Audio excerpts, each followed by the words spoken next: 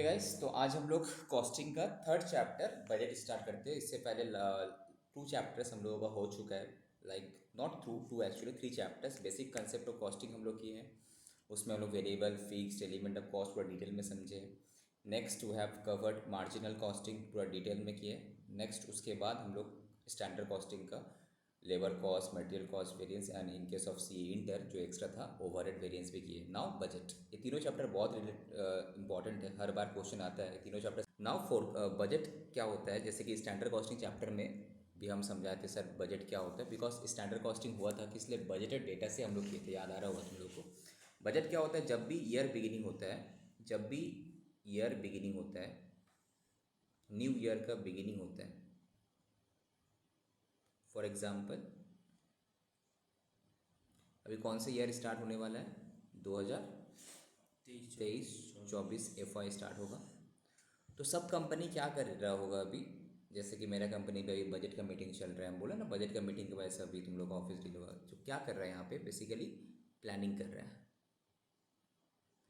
Planning for 23-24 में company का performance कैसा होगा।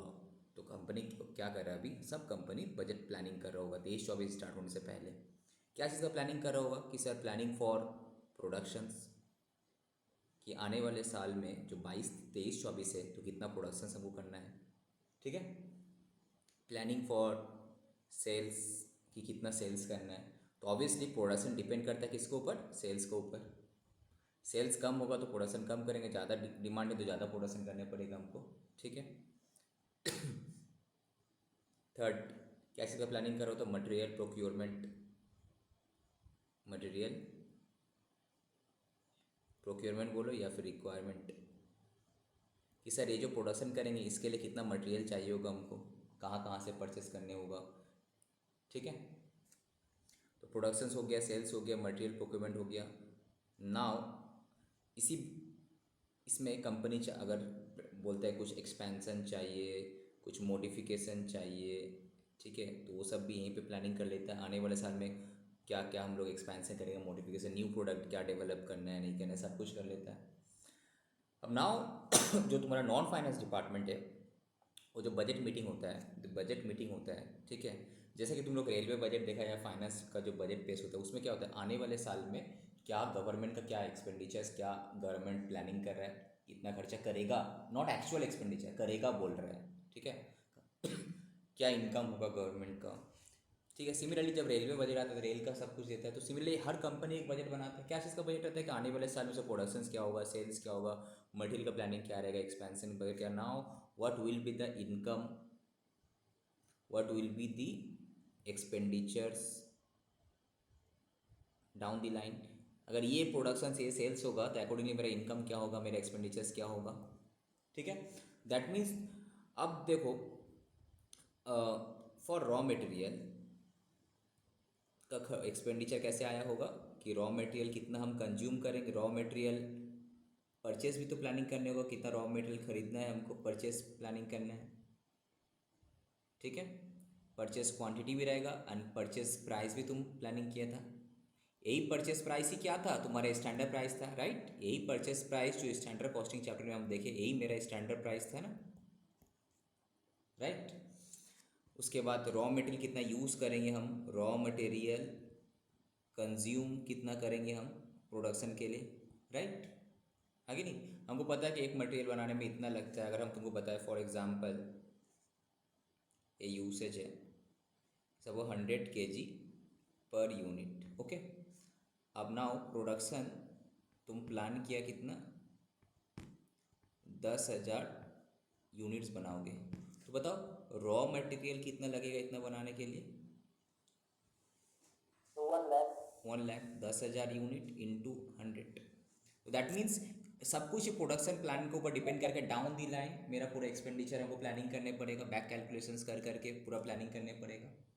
सिमिलरली हमको पता था कि एक यूनिट बनाने में सपोज 2 आवर लगता है, तो अगर इतना बनाने तो मेरा लेबर कॉस्ट कितना रहेगा, तो लेबर आवर्स कितना लगेगा, 2 आवर्स इंटू 10,000 घंटा इंटू रेट पर आवर, यही तो हम लोग स्टैंडर्ड कॉस्टिंग चैप्टर में जब हम लोग स्टैंडर्ड कॉस्ट कैलकुलेट कर रहे थे, वो जो लेबर आवर्स ले रहे थे, रेट ले रहे थे, क्या था, बजट का ही तो रेट था वो।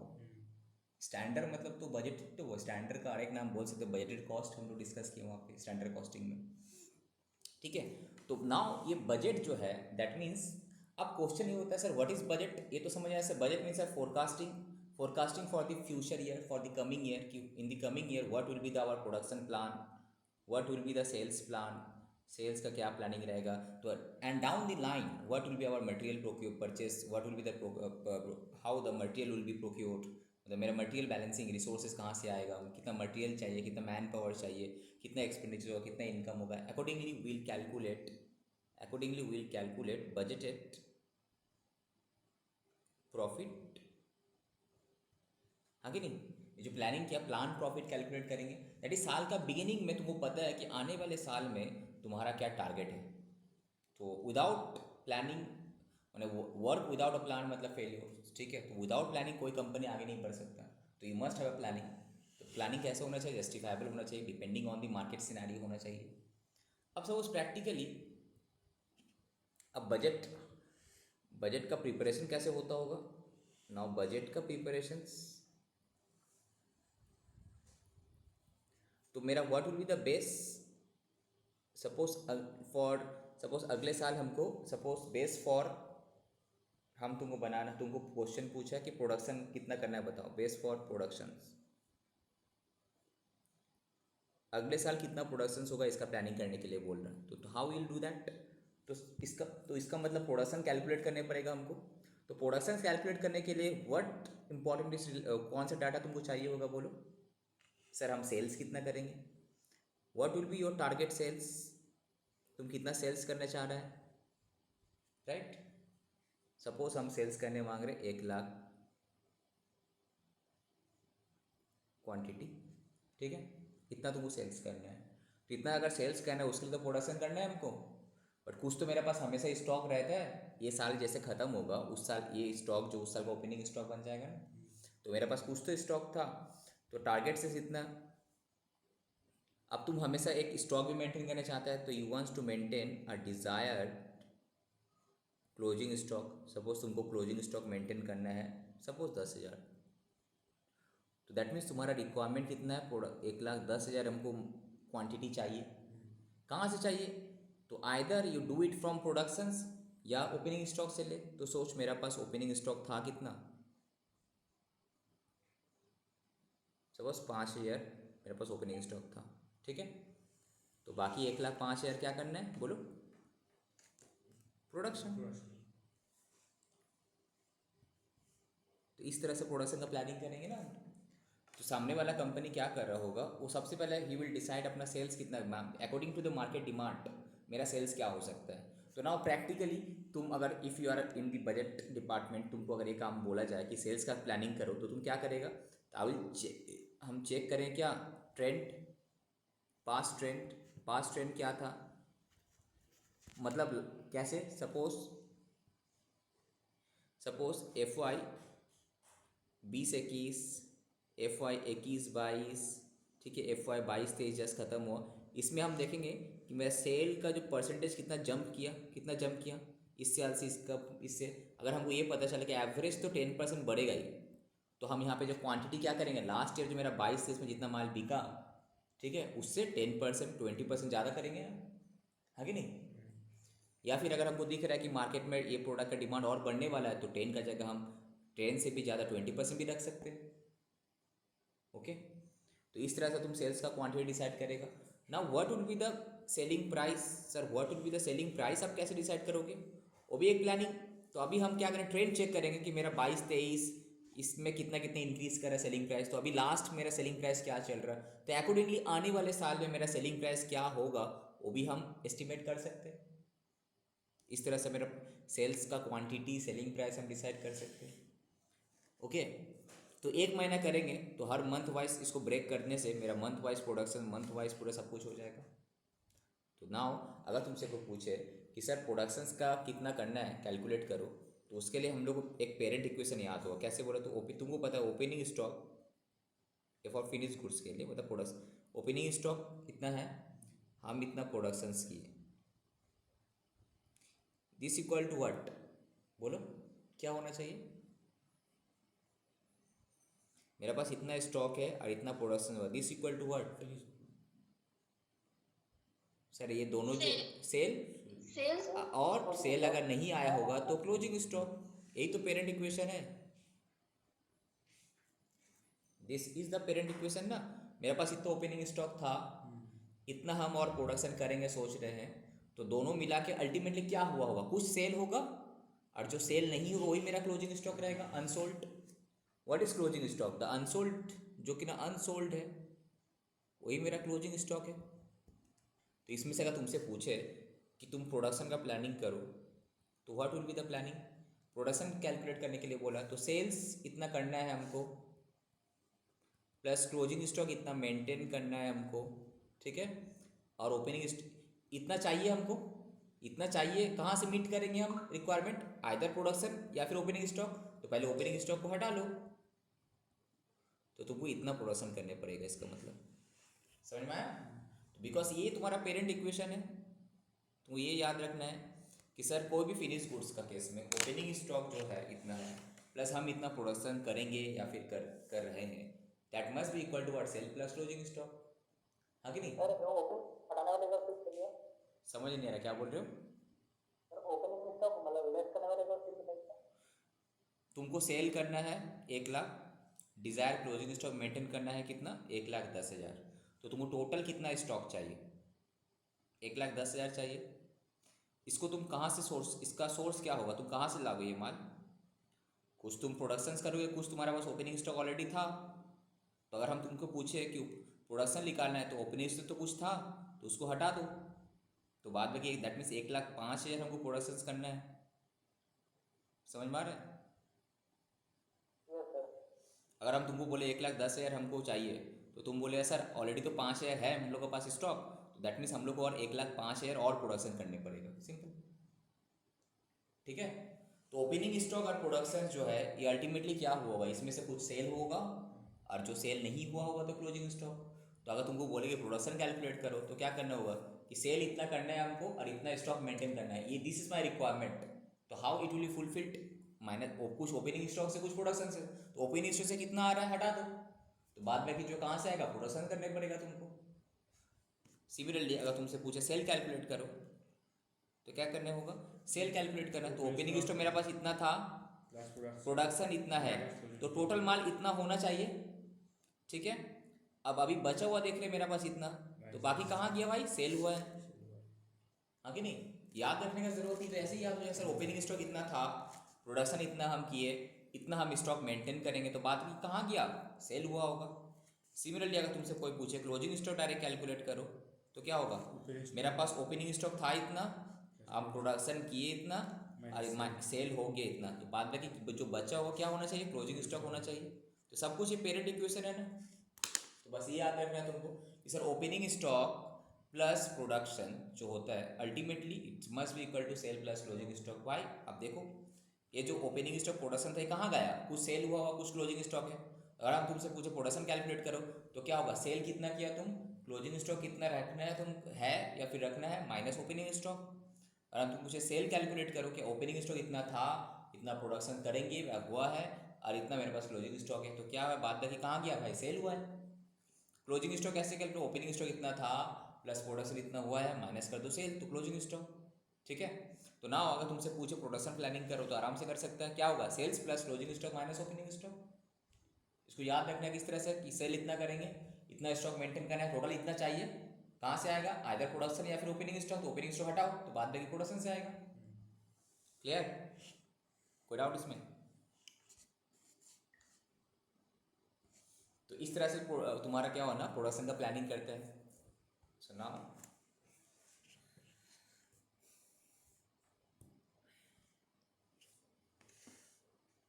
बेसिकली हम जो अभी तुम लोग करा रहे दो, इस तुम लोग का टॉपिक में जो है बजट का, इसमें 2 टॉपिक है, 3 एक्चुअली, 2 नॉट 2 3 है। एक है तुम्हारा फंक्शनल बजट,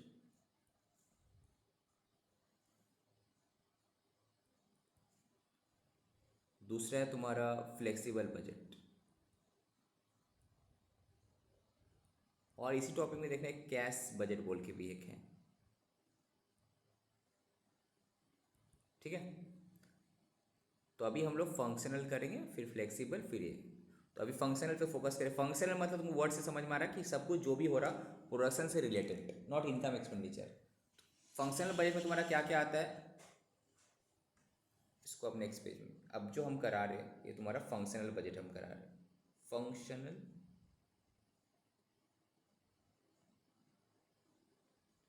बजट। इसमें क्या क्या आएगा तुम्हारा, और जो एक है तुम्हारा प्रोडक्शन प्लानिंग कैसे करना है। तो अंडर फंक्शनल बजट हम लोग अगर क्वेश्चन पूछे कि प्रोडक्शन बजट कैलकुलेट करो, प्रोडक्शन बजट कैलकुलेट करो, ये क्या होगा आंसर, क्वांटिटी में ऑब्वियसली बात होगा, ठीक है। तो करना क्या है बोलो, सबसे पहले क्या करेंगे हम, टारगेट सेल्स कितना करेंगे, ये जो भी हो रहा है क्वांटिटी में हम कर रहे हैं, ठीक है, प्लस इतना हमको क्लोजिंग स्टॉक मेंटेन करना है, ठीक है। इतना हमको टोटल रिक्वायरमेंट है मेरा,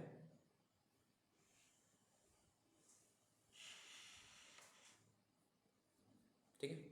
अभी कहाँ से आएगा सर, दो सोर्स है, कुछ ओपनिंग स्टॉक, कुछ ओपनिंग से आएगा, कुछ प्रोडक्शन से आएगा, ठीक है। तो दैट मीन्स अगर हम ओपनिंग को माइनस कर देते हैं तो ये रहा तुम्हारा क्या प्रोडक्शंस, ठीक है। अब नाउ कभी कभी क्या होता है ना, तुम्हारा क्वेश्चन है बट उससे ही पहले ये पेरेंट इक्वेशन याद रखना चाहिए, opening stock plus production must be equal to sale plus closing stock. इसे घुमा फिरा के कुछ भी हम निकाल सकते हैं, कोई भी मिसिंग रहेगा तो। नाउ अब क्या है ना, तुम्हारा क्वेश्चन में अगर बोला कि नॉर्मल लॉस हुआ है, तो नॉर्मल लॉस हुआ है, सपोज तुम्हारा क्वेश्चन में ये तो नॉर्मल है। नाउ स्टार मार्क्स दे करे, सपोज क्वेश्चन में बोला है कि नॉर्मल लॉस हुआ है, सपोज कितना 4%।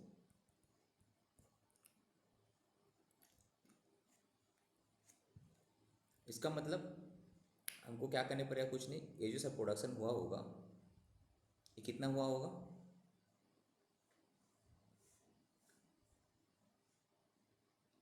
96% होगा ना ये।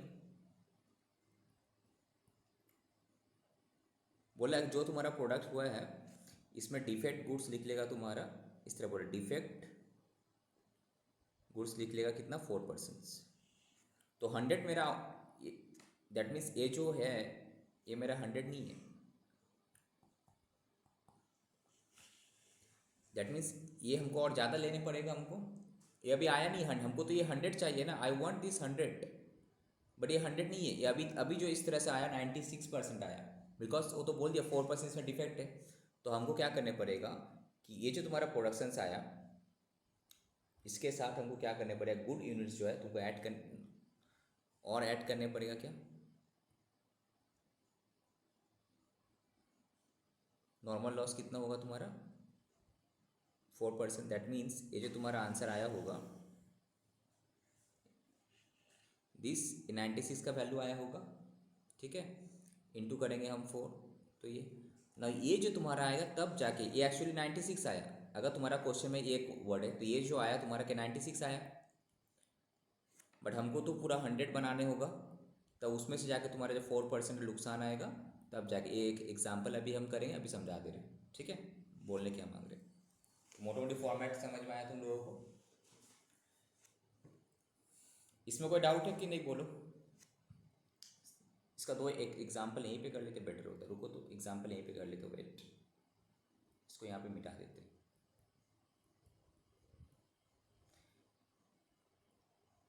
ये तुम्हारा जैसे कि हम किया 1,10,000 क्लोजिंग स्टॉक था, तो कितना 1,10,000, ओके।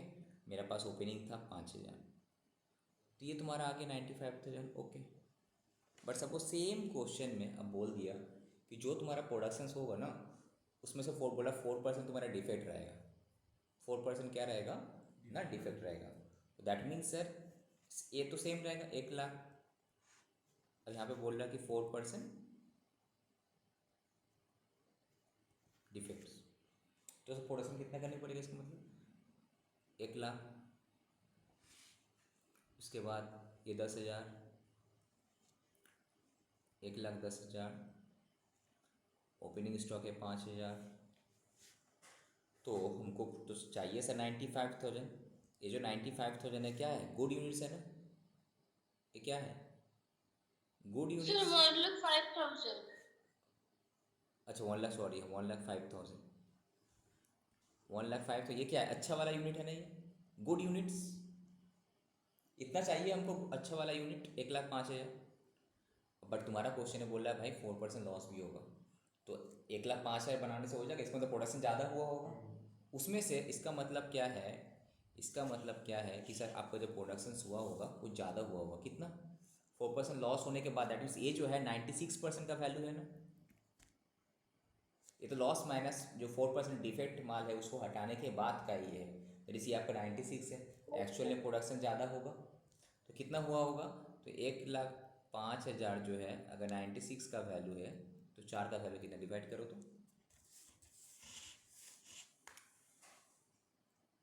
डिवाइड करो 1,05,000 डिवाइड बाई 96 इंटू 4, 4.37। 4335 4375, सर। 75 ना। Yes sir. तो ये कितना आया टोटल, 1,09,000 109,375। तो दैट मीन्स एक्चुअल में तुमको प्रोडक्शंस ये करने पड़ेगा 100%, उसमें से 4% तुम्हारा लॉस होगा 4,375, तो अच्छा यूनिट जो तुमको चाहिए 1,05,000 ये होगा, समझ में आया। तो अगर तुम्हारा क्वेश्चन दो टाइप का है, एक नॉर्मल क्वेश्चन आया तो भाई ये तो सिंपली आ जाएगा, बट अगर तुम्हारा क्वेश्चन में अगर तुम्हारा क्वेश्चन में बोल दिया नॉर्मल लॉस वगैरह जो है कुछ डिफेक्ट प्रोडक्ट लिख लिया तो क्या करेगा, सिंपली ये जो प्रोडक्शन आया होगा मेरा आंसर यूनिट्स वाला आया होगा, इसका मतलब 96% जो भी परसेंटेज बोलेगा दैट 100 माइनस दैट परसेंटेज इतना का वैल्यू होगा, तो वो लॉस व डिफेक्ट का कितना होगा निकाल लो, ऐड कर लो, तो एक्चुअली प्रोडक्शन कितना ज़्यादा करने होगा ना हमको, समझ में आया। इतना करेंगे उसमें से इतना लॉस होगा, मैं ख़राब माल लिख लेगा तब ना अच्छा माल लिख लेगा 1,05,000, राइट। तो यहाँ पे नोट में लिखा देते हैं, if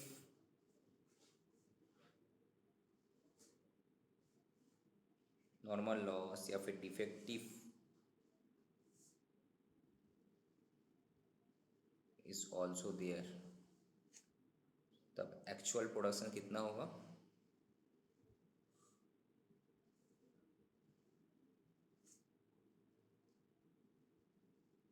good unit produced plus loss oblique defective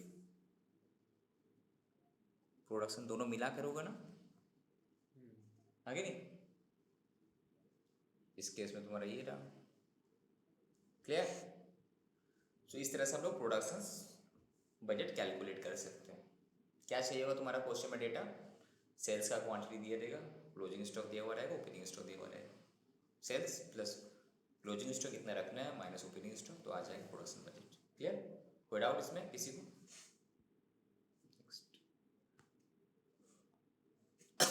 same time raw material consumption budget भी चाहिए होगा हमको,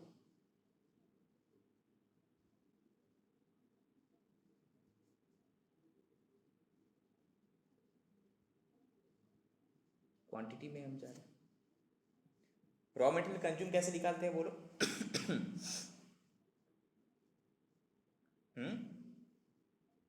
sir opening stock plus purchase plus closing stock. Correct, ये रहा सर आपके पास opening stock of what, raw material. Suppose था मेरे पास 1,000 टन, ठीक है, प्लस इस साल हम परचेस किए 1,00,000 टन, ठीक है, ओके। तो मेरे पास टोटल मटेरियल अवेलेबल कितना रहना चाहिए, 1,01,000 बट हम देखा भाई मेरे पास बचा हुआ कितना है,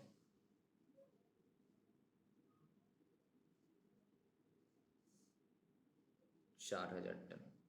तो बाकी कहाँ गया, बोलो, बाकी कहाँ गया, कंज्यूम।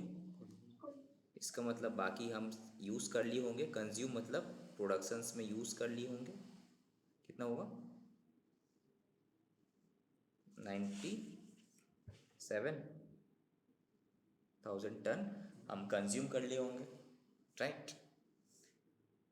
अब ये तो एक तरीका है सर जो सिंपल है कि अगर आपके पास रॉ मटेरियल का ओपनिंग स्टॉक दिया हुआ है, क्लोजिंग स्टॉक दिया हुआ है, परचेस पता है, तो आप रॉ मटेरियल कंज्यूम निकाल सकते हो। एक ये ऑप्शन है आपके पास।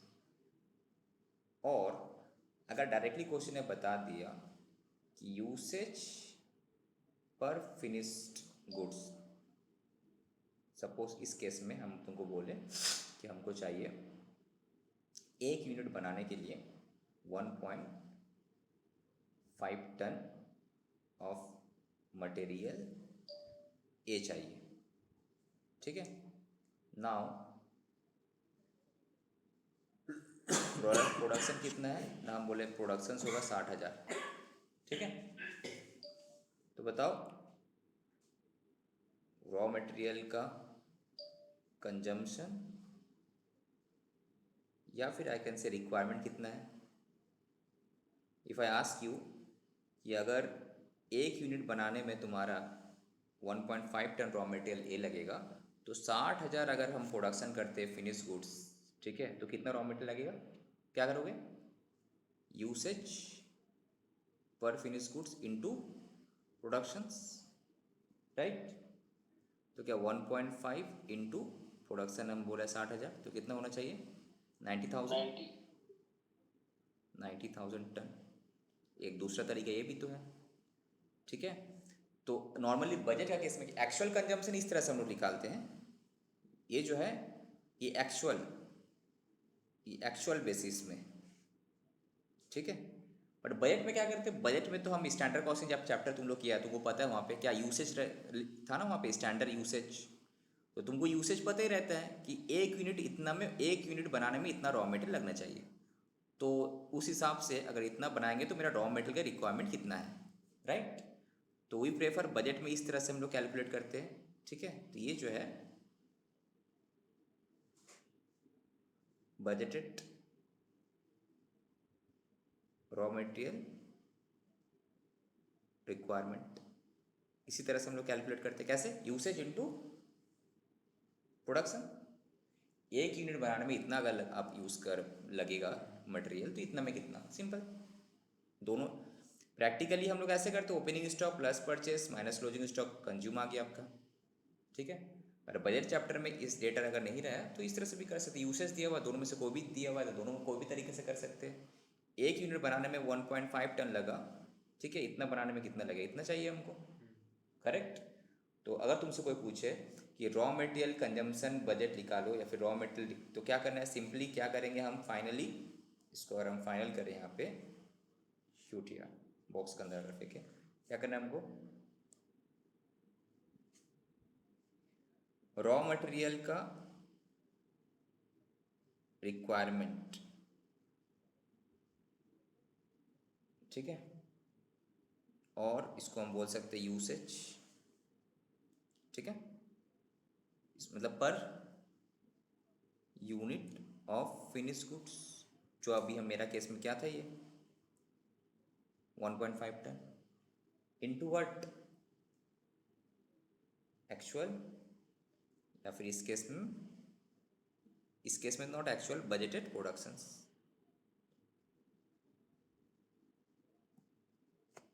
ऑफ फिनिश गुड्स, जो मेरा केस में आया 60,000, clear.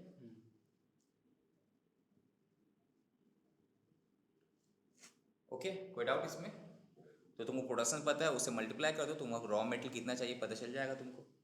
This is the raw material consumption by requirement, okay.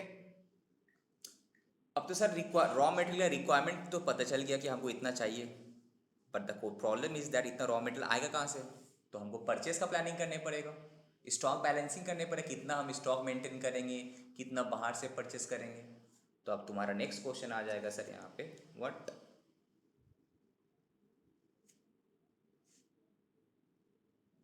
बोलो तो नेक्स्ट क्या आ जाएगा? परचेस। रॉ मटेरियल परचेस कितना करना है, तो नेक्स्ट तुमको करने पड़ेगा फिर रॉ मटेरियल परचेस बजट।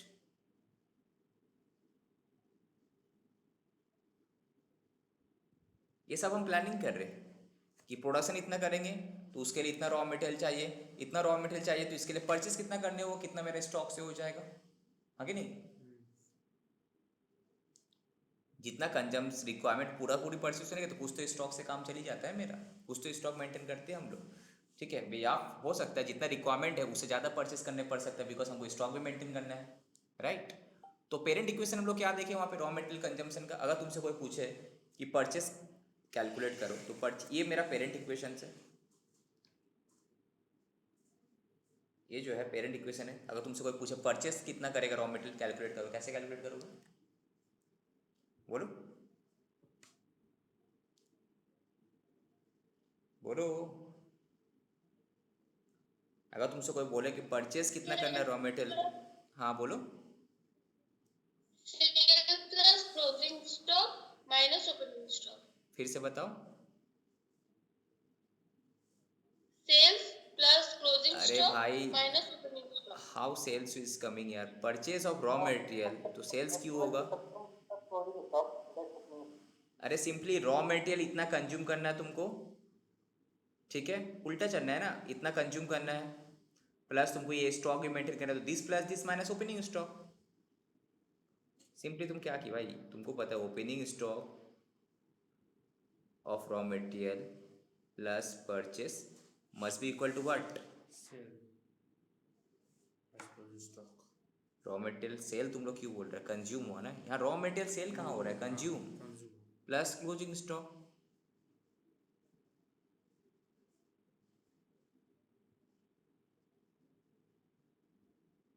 ये ना पेरेंट इक्वेशंस, तुम्हारा केस में था ना ये, 1000 रुपये 1000 टन मेरा पास था, हम परचेस किए थे 1,00,000 टन, तो ये कहाँ किया होगा, इसमें से कुछ कंज्यूम किए थे, कितना कंज्यूम किया था, 97,000, एक कंज्यूम किए, ठीक है। अब बाद में ये क्या है तुम्हारे बच गया, तो तुम्हारा कितना 4,000, that means opening plus purchase, जो टोटल तुम्हारा मटेरियल था वो कहाँ गया होगा, कुछ कंज्यूम किया होगा तुम, अब बैलेंस क्लोजिंग स्टॉक होगा। तो now if I ask you, तो इफ आई आस्क यू कि परचेस कैलकुलेट करो, कि क्या होगा परचेस, सर आप इतना कंज्यूम करोगे प्लस आपको इतना मटेरियल मेंटेन करना है, तो इतना तो आपको चाहिए ही, तो हमको आपको परचेस करने पड़ेगा इतना माइनस ऑलरेडी जो आपके पास है, ठीक है। तो दैट मीन्स करना क्या है, raw material requirement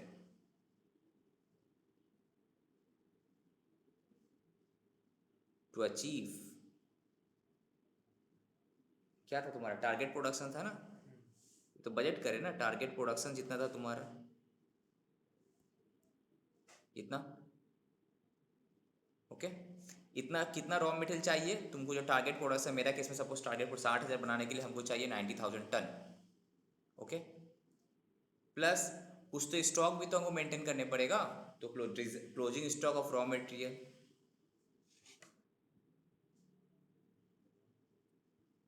to be maintain, जो हमको मेंटेन करना है,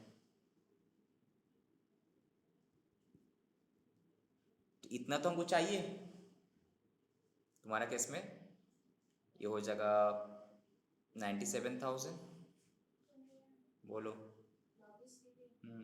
4,000, टोटल कितना चाहिए हमको, 1,01,000 रिक्वायरमेंट है मेरा, this is my total requirement.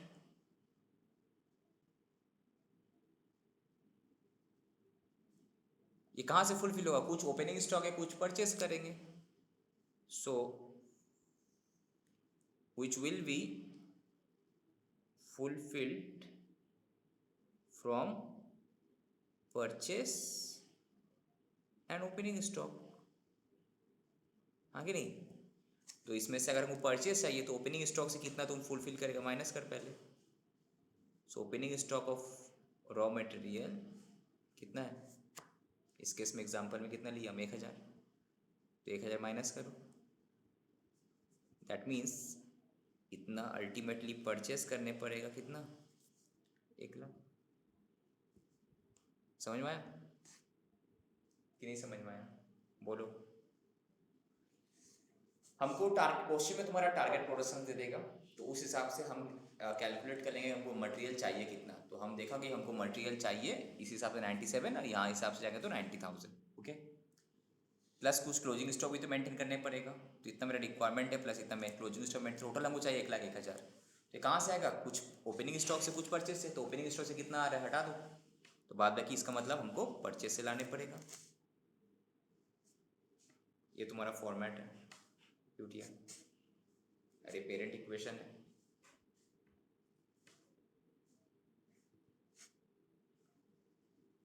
ठीक है, सो तो एकदम बेसिक कंसेप्ट है, कोई डाउट है तो बोलो हमसे अभी तक। फिर से बता रहे प्रोडक्शंस कैसे आता है, नॉर्मली पेरेंट इक्वेशन क्या है प्रोडक्शंस का, ये रहा तुम्हारा पेरेंट इक्वेशन, फिनिश गुड्स का opening stock plus productions equals to क्या होना चाहिए, सेल्स प्लस क्लोजिंग स्टॉक। इसमें से कुछ भी कैलकुलेट करने बोले तो आराम से कैलकुलेट, प्रोडक्शंस कैलकुलेट करने बोले तो सर सेल इतना करना है, क्लोजिंग स्टॉक इतना मेंटेन करना है, तो उससे ओपनिंग स्टॉक हटा दो, इतना प्रोडक्शन करना है। सेल्स कैलकुलेट करने के लिए बोलेगा तो क्या करना है, ओपनिंग स्टॉक इतना था, इतना प्रोडक्शंस किए, इतना माल बचा हुआ, बाद में क्या हुआ होगा, सेल हुआ होगा, ठीक है देखते बच्चों। उसका क्लोजिंग स्टॉक कैलकुलेट करने के लिए बोले तो सिंपल है एकदम, opening plus production minus cell.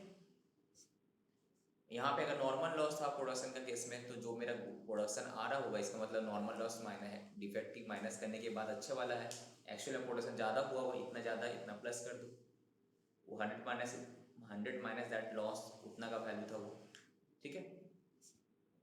अब raw material consumption budget, raw material consumption budget मतलब क्या, अगर तुम्हारा क्वेश्चन है बता दे कि इतना रॉ हमको प्रोडक्शंस करना है और एक एक यूनिट बनाने में इतना रॉ मटेरियल चाहिए, तो जस्ट मल्टीप्लाई कर दो, तो तुम्हारा raw material requirement, raw material consumption या फिर रॉ मटेरियल का जो रिक्वायरमेंट तुमको पता चल जाएगा ना। नॉर्मली हम लोग कॉस्टिंग का लैंग्वेज में लोग करते हैं, रॉ मटेरियल कंज्यूम कैसे निकालते हैं, opening stock raw material plus इतना परचेस करना है, तो इतना हमको अवेलेबल है या रिक्वायरमेंट है, इतना अवेलेबल है, तो अवेलेबल है, इसमें से इतना बचा हुआ है, तो बाद बाकी क्या कंज्यूम किए होंगे, प्रोडक्शन में यूज़ किए होंगे हम लोग, ठीक है। अब जब भी रिक्वायरमेंट का क्वेश्चन है तब बोले सब कहाँ से ला रहे हो आप, कुछ परचेस कुछ ओपनिंग स्टॉक, तो कितना परचेस करना है, तो सिंपली हमको पेरेंट इक्वेशन क्या पता है कि ओपनिंग स्टॉक जो है इतना था, इतना परचेस किए, तो क्या होना चाहिए, इतना कंज्यूम किए, इतना बचा, तो हमको अगर परचेस पूछा तो दैट मीन्स रॉ मटेरियल का requirement plus closing stock minus opening stock, तो वही तो हम किए, रॉ मटेरियल का रिक्वायरमेंट कितना है to achieve the target production, ठीक है। उसमें से तुम करो और भी तुम क्लोजिंग स्टॉक भी मेंटेन करना है, इतना तो कंज्यूम करेंगे प्लस इतना मेंटेन भी करना है स्टॉक, तो टोटल चाहिए 1,01,000, तो कहाँ से आएगा, कुछ ओपनिंग स्टॉक से कुछ परचेस से, तो ओपनिंग स्टॉक से कितना आ रहा हटाओ, तो बाद में कितना हम परचेस से लाएंगे। क्लियर यहाँ तक कि नहीं हुआ, क्लियर हुआ यहाँ तक, ठीक है। अब आ जाते क्वेश्चंस।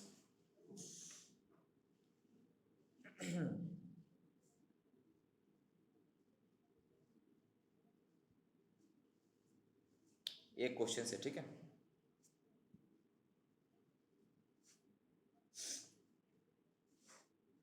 इसमें सबसे पहले जब भी कॉस्टिंग का क्वेश्चन आएगा ना, सबसे पहले तुम लोग क्या करना, क्वेश्चन का स्टार्टिंग मत पढ़ना, डायरेक्ट एंड पढ़ना, तो तुमको समझ में आएगा कौन सा चैप्टर का क्वेश्चन है।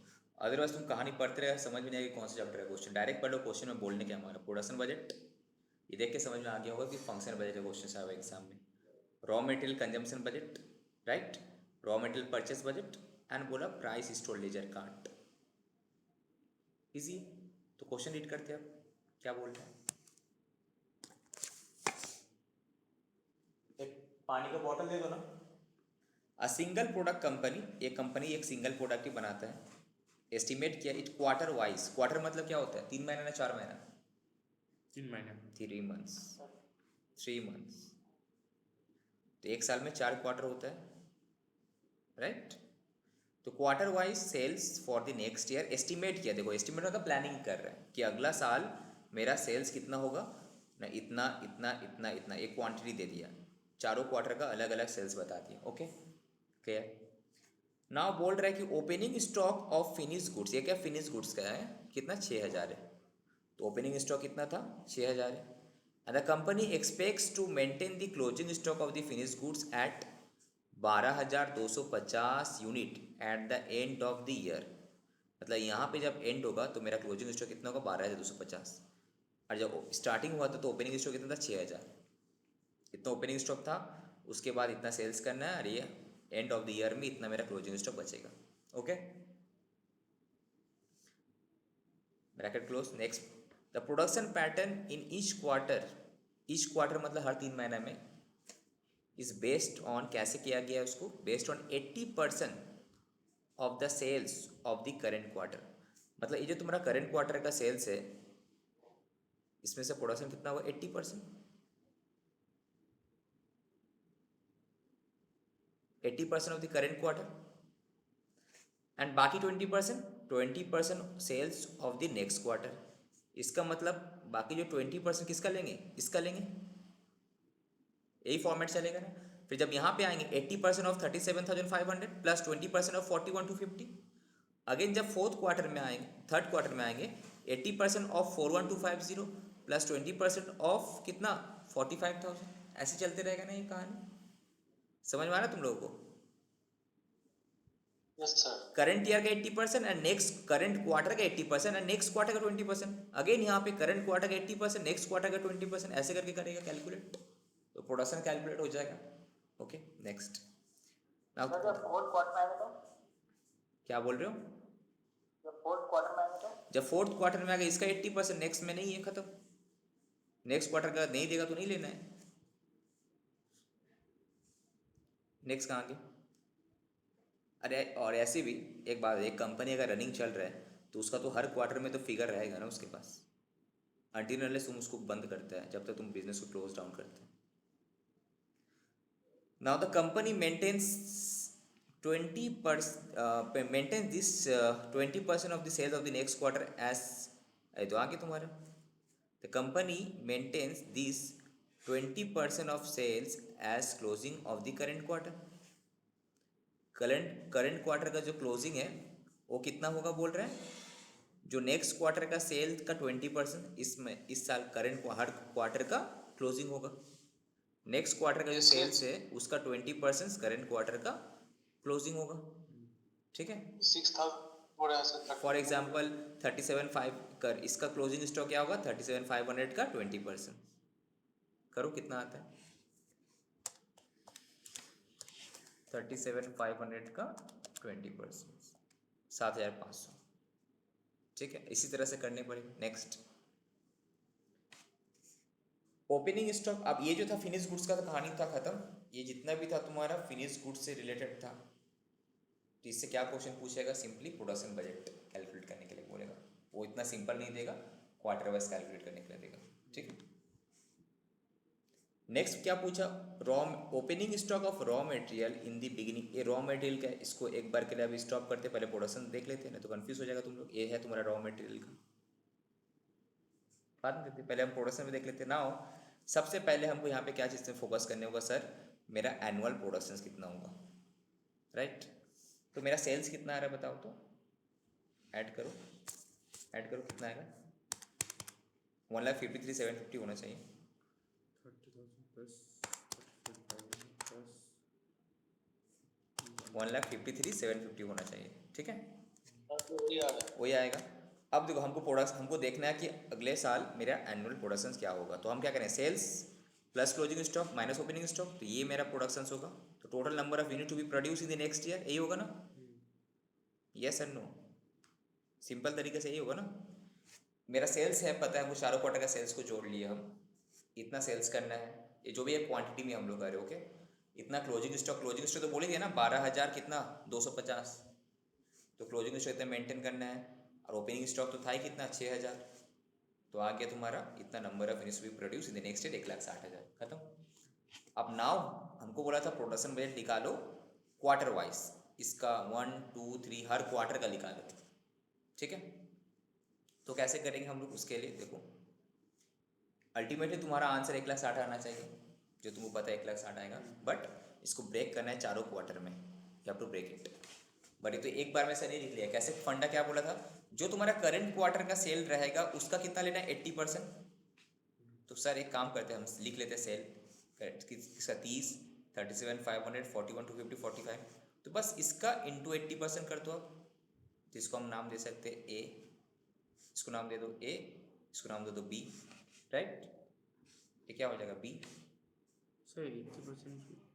80% ऑफ द करंट क्वार्टर ना, बोला था ना प्रोडक्शन कितना होगा, करंट क्वार्टर का सेल्स का 80% प्लस नेक्स्ट क्वार्टर का सेल्स का 20%। तो अब नेक्स्ट क्वार्टर का डेटा में आएंगे फिर, तो प्रोडक्शन फॉर नेक्स्ट क्वार्टर क्या होगा, ये जो 37,000 का 20% यहाँ आएगा, 41 का 20% यहाँ आएगा, ठीक है, 45 का 20% यहाँ आएगा, तो 80 करके हम, ये तो क्लियर है एकदम, दिस इंटू दिस, ये तो करंट का साथ 80 80 80 80 करते गए। अब जब नेक्स्ट क्वार्टर का जो हम 20% सेल कैसे निकाले, ये जो नेक्स्ट क्वार्टर का मेरे पास डेटा था, दिस इंटू इस साल का नहीं, नेक्स्ट क्वार्टर का 20%, नेक्स्ट क्वार्टर का 20%, नेक्स्ट क्वार्टर का 20%। आप तुमको दिक्कत होगा सर इस क्वार्टर में क्या करें, इस क्वार्टर में मेरे पास क्या है 45 तो 80% है सर, अब नेक्स्ट क्वार्टर का नहीं है, तब तुम क्या करें बैलेंसिंग फिगर वाई सी, तुमको तो इतना फिगर तो मिल गया होगा 1 2 3 मिल गया होगा, तो ये क्या होगा, ये तुम्हारा होगा बैलेंसिंग फिगर। ये क्या होगा, कैसे समझ में आएगा सर, देखो 1,60,000 ये तुमको पता है, इससे हम इस सब को माइनस कर, तीनों को माइनस कर देंगे, तो यह कितना आएगा 48 to 50, ऊपर से कितना आया 36, तो ये बैलेंसिंग फिगर आएगा नहीं, और एक को तो बैलेंसिंग फिगर करेगा, क्वेश्चन में डेटा नहीं दिया हुआ है। समझ में आया आशीष कुमार? नहीं तो बैलेंसिंग फिगर वाला कैसे मिलेगा? कि बोल छो, क्या बोल रहे हैं? 1,60,000 तुमको पता था, 1,60,000 पता है तुमको, सारा पूरा चारों साल मैंने चारों क्वार्टर का मिलाकर प्रोडक्शन होगा। तुम क्या लिख रहे हो क्या, हम जो समझा रहे हैं? नहीं सर लिख नहीं रहा हूँ। तो only focus would be on understanding, लिखने के लिए बहुत टाइम मिलेगा, ठीक है। तो 1,60,000 तुम्हारा प्रोडक्शन है, उसमें तुमको क्या पता चल गया, इसका प्रोडक्शन पता चल गया, इसका ये पता चल गया, इसका, बस दिक्कत यहाँ पे है, ये तुम्हारा क्वेश्चन मार्क था सर ये क्या होगा, राइट। ये नहीं मिल रहा था बोल के हम ये भी नहीं निकाल पा रहे थे, राइट। तो हम क्या करेंगे, 1,60,000 तो पता है कि होगा, उसमें से माइनस कर दो क्वार्टर 1 क्वार्टर 2 क्वार्टर 3 का टोटल प्रोडक्शन, तो तुमको ये पता चल गया ना क्वार्टर 4 का प्रोडक्शन कैसे, सबसे पहले तुम ये पता किया। अब अगर इसका टोटल 48 to 50 है और ऊपर में कितना है 36 है, तो बैलेंसिंग फिगर कितना आ रहा है 12,250। अभी नहीं समझ में आया? समझ में आया? सिंपली यार, तुमको बस डेटा नहीं मिला ना, तो हम क्या करें, वहाँ पे 1,60,000 है और इसका टोटल माइनस करो 48,250 आया और ऊपर में 36 आया, इसका मतलब नेक्स्ट क्वार्टर का सेल्स कितना है, उसका 20% कितना होगा 12,250, इसीलिए यहाँ पे क्वेश्चन मार्क दिए, यहाँ पे तुम अटकेगा। तो पहले टोटल निकाल लो, फर्स्ट दिस, फर्स्ट ये, फर्स्ट इसको करना है हमको, ये लास्ट में करना है, बस इस तरह से क्या हुआ, अल्टीमेटली पूरा क्वार्टर वाइज हम प्रोडक्शन को तोड़ लिए ना। नॉर्मली एक बार में नहीं लिख लेगा, यहाँ पे सेल्स इंटू 80% करके सब में कर लिया हम, नेक्स्ट क्वार्टर का 20, नेक्स्ट क्वार्टर का 20, दिक्कत होगा क्वार्टर नंबर 4, उसमें डेटा है नहीं, तो ब्लैंक रख दो। तुमको पता है टोटल प्रोडक्शन 1,60,000 है, निकालो टोटल प्रोडक्शन क्वार्टर 4 का कितना 48,250, और ऊपर वाला क्या बैलेंसिंग फिगर डिफरेंस ऊपर का, बस खत्म, ठीक है। तो इस तरह से आप प्रोडक्शन बजट कैलकुलेट कर लिए, कोई डाउट है इसमें? ओके नेक्स्ट, अब बोला सर रॉ मटेरियल कंजम्पशन कितना करना है, तो उसके लिए ऊपर क्वेश्चन आते हैं, ठीक है। तो opening stock of raw materials in the beginning of the year कितना था 10,000 kg, मेरे पास इतना था रॉ मटेरियल 10,000 kg। अच्छा क्वेश्चन, क्वेश्चन आएगा तो इस टाइप का आएगा, कभी कभी CMA का एग्जाम में तो पाती सम से देता है, अभी स्कैनर में देखिएगा तो, ठीक है। तो CA का मैथ में बहुत अच्छे से सम से, बट एक्सपेक्ट की क्वेश्चन थोड़ा स्टैंडर्ड ही आएगा, इजी क्वेश्चन आया तो सोने पे सुहागा हो गया, वो तो अलग बात है। तो opening stock of raw material कितना था 10,000 kg था मेरे पास। और एक चीज़ इंपॉर्टेंट के क्वेश्चन को जितना हो सके छोटा करो, देखो हम छोटा कर लिए ना, 2 पार्ट में बाहर तोड़ दिए ना इसको हम। अब closing stock of raw material कितना मेंटेन करने बोला है 5,000 kg, इच 5000 kg, ठीक है। तो ये मेरा ओपनिंग हो गया और लास्ट में कितना क्लोजिंग स्टॉक बचेगा 5000। Each unit of the finished output requires 2 kg of raw materials. तो बोल दिया एक यूनिट बनाने के लिए तुमको कितना रॉ मटेरियल चाहिए 2 kg। तो नाउ तुम्हारा पास तो प्रोडक्शन का डेटा है ही कितना 31,500, 38,250, 42,000, 48,250। तुम क्या करें दिस इंटू 2 करेगा, this into 2, this into this करने से मेरा रॉ मटेरियल कंजम्पशन निकल गया ना सिंपली। कुछ हुआ सिंपल है एकदम। थोड़ी देर पहले हम बताए थे कि कैसे रॉ मटेरियल कंजम्पशन निकालना है कि सर रॉ मटेरियल की रिक्वायरमेंट कितना है पर यूनिट में 2 kg, यहाँ पे 2 kg बोला है, दिस इंटू प्रोडक्शन। तो हर तुमको क्वार्टर वाइज निकालने के लिए बोला था, तो क्वार्टर वाइज हमको प्रोडक्शन पता ही है, जस्ट मल्टीप्लाई कर दो। इसमें कोई डाउट? नेक्स्ट, अब सर रॉ मटेरियल परचेस कैसे कैलकुलेट करें? इसके लिए हमको पूरा प्रॉपर चाहिए। परचेस कैलकुलेट करने के लिए क्या चाहिए हमको? रॉ मटेरियल का रिक्वायरमेंट कितना है प्लस कितना क्लोजिंग स्टॉक मेंटेन करना है माइनस ओपनिंग स्टॉक। तो देखो ये रहा तुम्हारा रॉ मटेरियल परचेस बजट। पहले एक बार टोटल में कैलकुलेट कर लेते। टोटल में रॉ मटेरियल का प्रोडक्शन की रॉ मटेरियल का रिक्वायरमेंट कितना है 3,20,000, राइट। क्लोजिंग स्टॉक कितना रखना है 5,000। तो टोटल चाहिए कितना 3,25,000। ओके, ऑलरेडी मेरे पास स्टॉक है 10,000, तो अल्टीमेटली बाहर से परचेस कितना करना 3,15,000। बट इसी को तोड़ना है कैसे? Quarter wise. इसी को तोड़ना है कैसे हमको? Quarter wise. अब यहाँ पे कुछ कहानी दिया है देखो। The company propose to purchase the entire annual requirement of raw material in the first 3 quarter. मतलब पहले जो भी तुम्हारा रिक्वायरमेंट कितना है 3,15,000 है ना।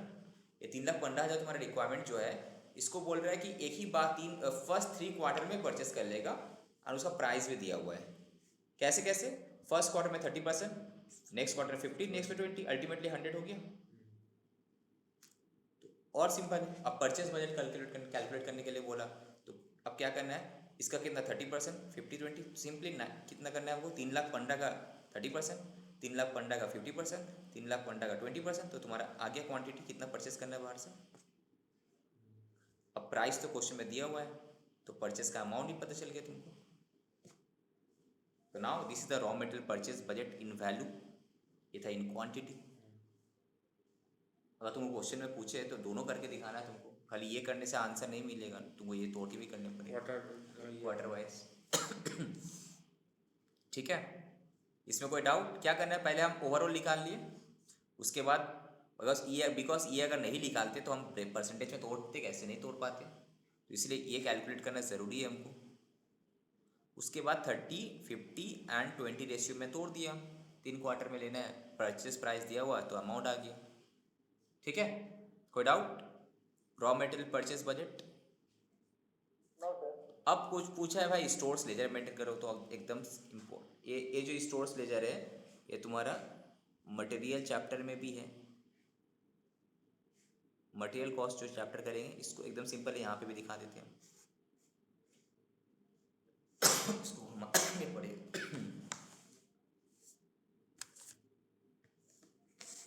तुम लोग स्क्रीन को घुमा लो,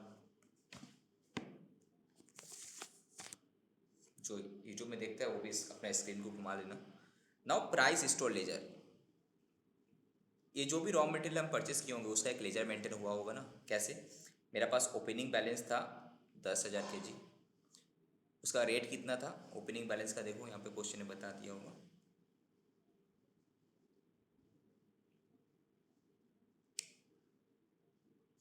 बीस 20,000 बोल दिया ना यहाँ पे क्वेश्चन में, 20,000।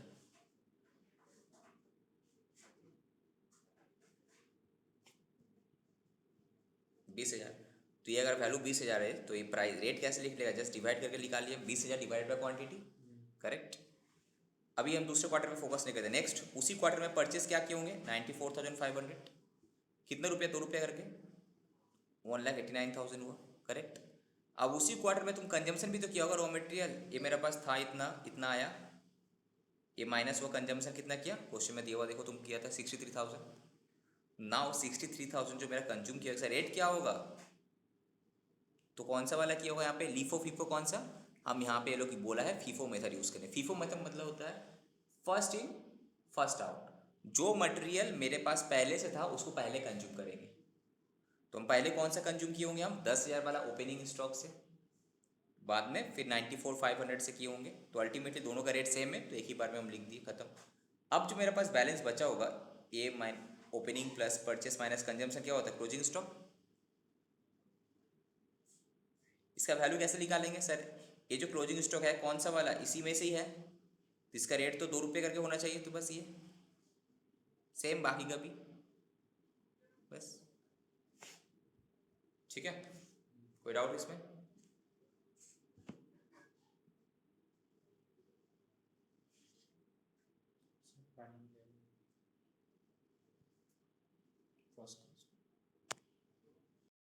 ओके अब CMA इंटर का मैथ से भी हम लोग देख लेते हैं। CA इंटर का मैथ से क्वेश्चंस देखे तो नाउ आप कुछ बेसिक क्वेश्चन अच्छा दिया हुआ है यहाँ पे। न्यू मैथ जो है CMA इंटर का काफ़ी अच्छा दिख रहा है, तो यहाँ से भी कुछ क्वेश्चन देखते हैं हम लोग। सिंपली यहाँ पे बोला है तुम्हारा कि सेल्स बजट करो। देखो वहाँ पे हम लोग प्रोडक्शंस परचेस में देखे तो यहाँ पे सेल्स के ऊपर भी है, ठीक है। तो हम लोग सबसे पहले सेल्स बजट यहाँ पे स्टार्ट करते हैं। प्रोडक्शन बजट तो वहाँ पे भी किए तो एक सेल्स बजट के ऊपर देख लेते हैं, प्रोडक्शन बजट के ऊपर है। नेक्स्ट ये तुम्हारा क्या है, प्रोडक्शन बजट, ठीक है। नेक्स्ट है रॉ मटेरियल परचेस बजट के ऊपर है, ओके। उसके बाद ये अच्छा क्वेश्चन है, number of units we need to produce, this is a good question. क्या बात है, CMA का मैथ बहुत इम्प्रूव किया है, ठीक है। उसके बाद 41 प्रोडक्शन बजट, लेबर कॉस्ट, वाह मैथ तो काफ़ी अच्छा किया। 42 सेलिंग ओवरहेड, यहाँ तक करना हमको, कैश बजट बाद में मूव करेंगे, ठीक है। ओके चलो CMA का मैथ से करते हैं, काफ़ी अच्छे अच्छे दिए सम्स। इसमें कोई दिक्कत नहीं होना चाहिए। सेल्स बजट कैलकुलेट करने के लिए बोला, हम डायरेक्ट आंसर पे चले जाते हैं। बेसिकली क्वेश्चन में ओपनिंग स्टॉक दिया हुआ रहेगा, कितना तुमको क्लोजिंग स्टॉक मेंटेन करना दिया हुआ रहेगा, कितना तुम सेल्स का वॉल्यूम भी दिया हुआ है, सेलिंग प्राइस भी दिया हुआ। तो प्रिपेयर है sales budget and productions budget. तो सेल्स का तो कुछ सिंपल ही है, कुछ वॉल्यूम दिया हुआ है, प्राइस से मल्टीप्लाई कर दो तो तुम्हारा सेल्स बजट आ गया तुम्हारा, ठीक है। वॉल्यूम दिया हुआ, प्राइस से मल्टीप्लाई कर दो, तुम्हारा आ गया सेल्स बजट। मतलब कितना तुम सेल्स करोगे, ये क्वांटिटी ये प्राइस है, तो मल्टीप्लाई किया तो मेरा सेल्स बजट आ गया। अदरवाइज क्वेश्चन में अगर क्या होता, सपोज प्रोडक्शंस का फिगर रहता, सेल्स का फिगर नहीं रहता, तो अगर कैलकुलेट करने के लिए बोलता तो सेल्स कैसे कैलकुलेट करते बोलो, प्रोडक्शंस प्लस ओपनिंग स्टॉक, ऐसा opening stock plus productions minus closing stock, इस तरह से हम सेल्स कैलकुलेट कर लेते हैं ना, ठीक है। तो यहाँ पे डायरेक्ट क्वांटिटी दिया हुआ है, तो जस्ट हम प्राइस के साथ मल्टीप्लाई करेंगे तो मेरा सेल्स बजट सेल्स का आ जाएगा। नाउ प्रोडक्शन बजट, तो प्रोडक्शन के लिए क्या, कितना सेल्स करना था तुमको, कितना तुमको इन्वेंट्री मेंटेन करना है, सेल्स कितना करना है, कितना इन्वेंट्री मेंटेन, टोटल इतना चाहिए हमको, इसमें से इतना बिगिनिंग से आएगा तो बाद में प्रोडक्शंस हुआ, ठीक है। Next question 37, prepare a production budget for 3 months ending this for a factory producing 4 product on the basis of the following informations. ABCD बनाते हैं तो ओपनिंग स्टॉक दिया हुआ है, सेल्स कितना करेंगे ये भी दिया हुआ है, क्लोजिंग स्टॉक दिया हुआ है। तो प्रोडक्शन क्या होगा बताओ, sales plus closing stock minus opening stock, यही होगा ना प्रोडक्शन। सेल्स प्लस, बिकॉज ये पेरेंट इक्वेशन था जो हम समझाए थे वहाँ पे, opening stock plus production must be equal to sale plus closing stock. तो प्रोडक्शन क्या होगा, sales plus closing stock minus opening stock, हो जाएगा ये, ओके। नेक्स्ट तो इस तरह से product A, product B, product C का करना है। Question 38,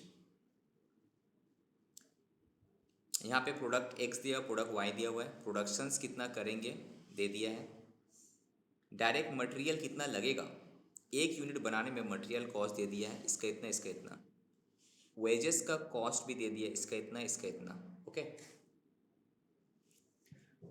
now the total factory overhead, total factory overhead मतलब फैक्ट्री के अंदर जो इनडायरेक्ट बाकी जो जो खर्चा है, लेबर छोड़ के, मटेरियल छोड़ के, जो अनकॉमन खर्चा है, जो अनआइडेंटिफाइड है, वो कितना है, इसके लिए इतना, इसके लिए इतना, जो कि ना वेरिएबल नेचर का है, ओके। तो now company is manufacturing 2 product X and Y, a forecast about the number of units to be sold in the first 7 month, मैंने फर्स्ट 7 मंथ्स, ये 7 महीने का डेटा है, फर्स्ट 7 मंथ्स में कितना यूनिट बिकेगा ये बता दे रहा है कि एक्स इतना बिकेगा, वाई इतना बिकेगा। Okay, now it is anticipated that, ये क्वेश्चन देख लेना भाई, आर बोल के क्यू टी आर में तुम्हारा वही रहना चाहिए जो तुमको दिख रहा है कि नॉर्मल नहीं है, थोड़ा दिखना लायक है। क्वेश्चन देख के तुम डरना मत, ठीक है। तो इस टाइप का क्वेश्चन जो देख के डर लगता है तो क्यू टी आर में रख देना, एग्जाम से पहले रिविजन देना जरूरी है। तो it is anticipated that there will be no working progress. Working progress मतलब कोई वर्क WIP नहीं है, जो सब फिनिश गुड्स में ही रहेगा, इनकम्प्लीट कुछ भी नहीं है मेरा, ठीक है। WIP मतलब जो गुड्स रॉ मटेरियल से जब फिनिश गुड्स बनाते हैं आधा अधूरा बनकर है, ऐसा नहीं है। देयर इज नो WIP, जो भी है फिनिश कंप्लीट है, आइदर ओपनिंग है या क्लोजिंग है, बट कंप्लीट है, there is no WIP। Finish unit equal to, बोला फिनिश गुड्स जो है it is equal to the half sales for the next month. Finish units equal to half sales for the next month will be in stock at the end of each month, that is closing stock बोलने मांग रहा नहीं है, घुमा दिए थोड़ा सा।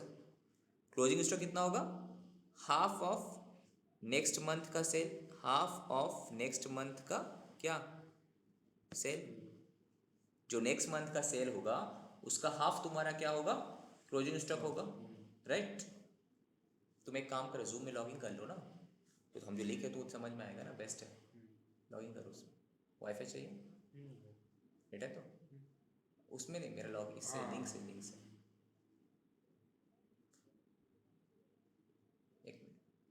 WhatsApp group open करो,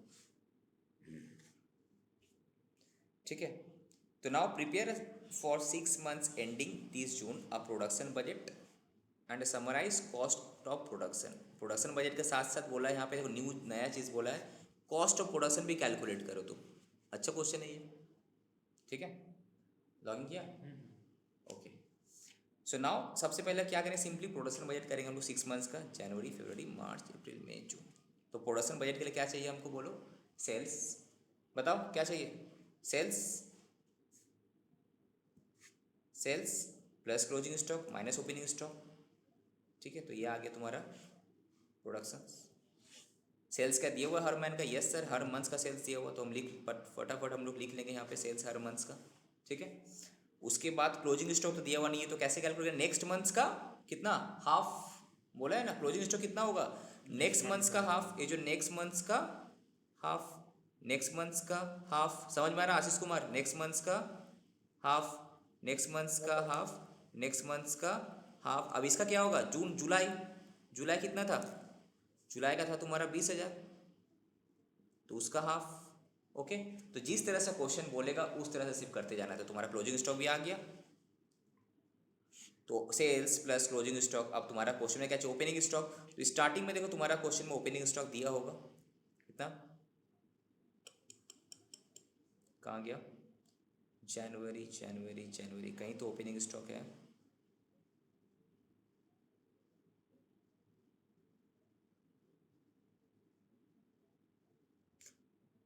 अच्छा यही होगा ना जनवरी। अच्छा एक बात बताओ, ये 5,000 कहाँ से आया, कौन बताएगा हमको, हाउ दिस 5,000 इज कमिंग, बताओ कौन बताएगा,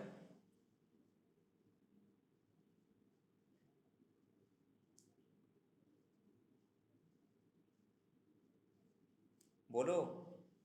ये 5,000 ओपनिंग स्टॉक सर कहाँ से आया होगा, कैसे, क्वेश्चन में तो कहीं दिया हुआ नहीं है, बट देखते तुम लोगों को समझ में आया कि नहीं। ये एक वर्ड बोला था क्या, finish unit equal to the half of the sale for the next month will be in stock at the end of each month including the December of previous year, ठीक है।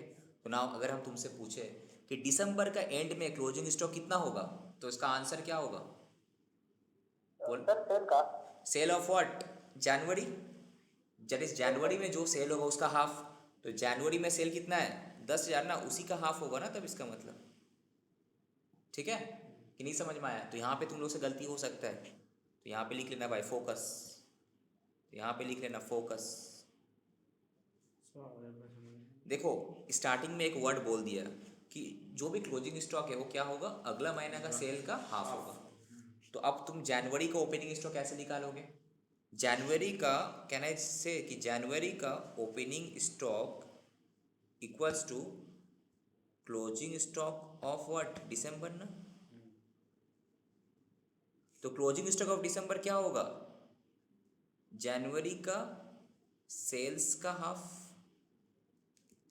हाँ कि नहीं। नेक्स्ट महीना का सेल क्या था, दिसंबर के बाद जनवरी, तो जनवरी का हाफ। तो अब हम दैट इज अल्टीमेटली हमको दिसंबर का क्लोजिंग स्टॉक चाहिए, जो कि ना मेरा ओपनिंग स्टॉक बनेगा क्या जनवरी में, हाँ कि नहीं। तो दिसंबर का क्लोजिंग स्टॉक क्या होगा, जनवरी का सेल कितना है 10,000 क्वांटिटी, तो उसका हाफ 5,000। तो वही जो क्लोजिंग स्टॉक था वही ना यहाँ पे ओपनिंग स्टॉक बनेगा। देखो यहाँ पे लिखा भी है, closing stock of December equals to what, opening stock of January, जो कि ना क्या 50% off sale of not January Feb, ये गलत लिखा है जनवरी, ठीक कर लेना, बुक में गलत दिया है, फरवरी नहीं हुआ जनवरी हुआ, ठीक है।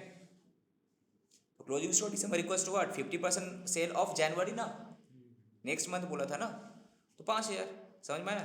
तो बस 11,000। अब देखो नेक्स्ट तुम फिर से आ जाओ, 12,000 हम किए सेल्स, जो हम ऑलरेडी क्वेश्चन में दिया हुआ है।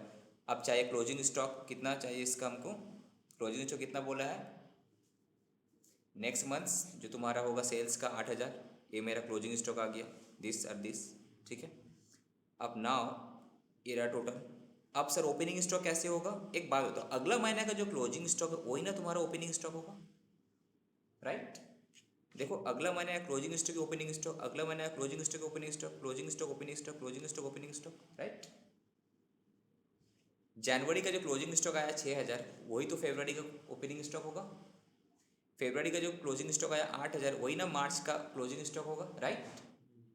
तो हम कुछ क्या कर रहे हैं, 12,000 डेटा दिया हुआ मेरे पास, 8,000 हम कैलकुलेट किए, 50% ऑफ नेक्स्ट मंथ का सेल, टोटल इतना लेस किया, ओपनिंग स्टॉक कैसे किए कि सर क्लोजिंग स्टॉक जो लास्ट जनवरी का वही ना यहाँ पे फरवरी का ओपनिंग स्टॉक होगा, हाँ कि नहीं, कि नहीं समझ में आया, पक्का कोई डाउट है यहाँ पे। यहाँ पे बस तुमको फोकस ये रखना है, closing stock of previous month equal to opening stock of current month ना, यहाँ फोकस रखना है तुमको, ठीक है। स्पेशली इस एरिया में गलती ना होना चाहिए। फर्स्ट तुम ओपनिंग स्टॉक एक बार तुम निकाल लिया, बाकी कहीं पे भी तुम्हारा मिसिंग फिगर नहीं रहेगा, तुमको डेटा मिल जाएगा, ठीक है। कोई डाउट हो तो पूछो। तो इस तरह से हम प्रोडक्शन बजट कैलकुलेट, अच्छा क्वेश्चन है, ठीक है, एग्जाम में आने लायक क्वेश्चन है ये, देख लेना। तो यहाँ तक तो हो गया सर, प्रोडक्शंस कैलकुलेट किए, तो अब हमको कैलकुलेट करने पड़ेगा व्हाट, ये कौन सा अच्छा ये एक्स का कैलकुलेट किया था क्या, अच्छा ये एक्स था, सेम वाई का भी कैलकुलेट कर सकते हो तुम लोग, ठीक है। टोटल प्रोडक्शन क्या कितना हुआ मेरा, इतना हुआ ना एक्स का, सेम वाई का कैलकुलेट कर लेंगे हम सेम तरीका से, सेम ये 14,000 आया किसका, इसी का 50% आया होगा ना। उसके बाद देखो क्लोजिंग, उसका क्लोजिंग स्टॉक यहाँ opening stock, closing stock opening stock, closing stock opening stock, closing stock opening stock, closing stock opening stock, और ये जो सेल हुआ किसका, इसका 50%, इसका 50%, अगला महीने का सेल का 50%, समझ में आया, ठीक है। अब नाउ क्वेश्चन था तुम्हारा कि सर कॉस्ट कैलकुलेट करो, ये तो समझ में आ गया, ये भी समझ में आ गया, क्वेश्चन कहाँ गया, production budget, cost of production budget. अब कॉस्ट कैलकुलेट करना बोला है,